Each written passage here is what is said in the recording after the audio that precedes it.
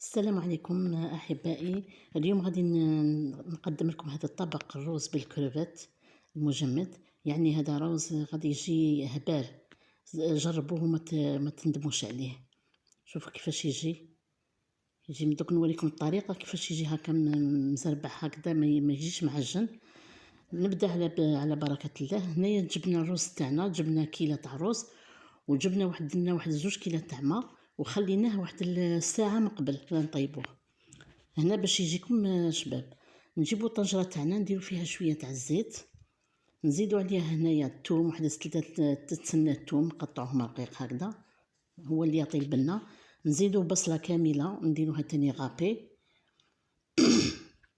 عفوا، ونزيدو معاها 2 حبات تاع طماطم تاني كنربوهم، نخلطو مليح شغل نقلو مليح هاد المكونات تاعنا مع الزيت، نقلوهم مليح.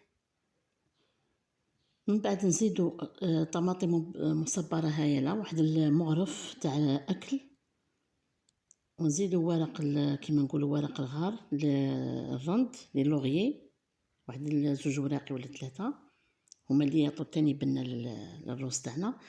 هنايا كنا قلينا مليح. نزيدو دروك التوابل تاعنا، التوابل ساهلين، كاين 2 جامبو، كاين الملح، كركم، شويه زعفران، شويه حرور، وشويه تاع القرفه. دوك هنايا نمرقو، نديرو الماء حامي، توجور نمرقو توجور بالماء حامي. نزيدو هنايا الجلبان تاعنا لي بتي بوا، ونخلوه يغلي، خلوه يغلي مليح.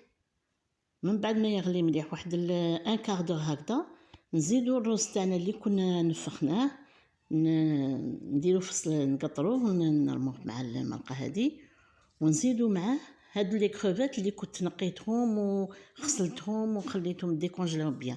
ها هو الطبق تاعنا، ان شاء الله يكون نال اعجابكم ان شاء الله، وديروه ما تندموش عليه ان شاء الله. في ملتقى اخر ان شاء الله، ما تنسوش اللايك والمشاركه.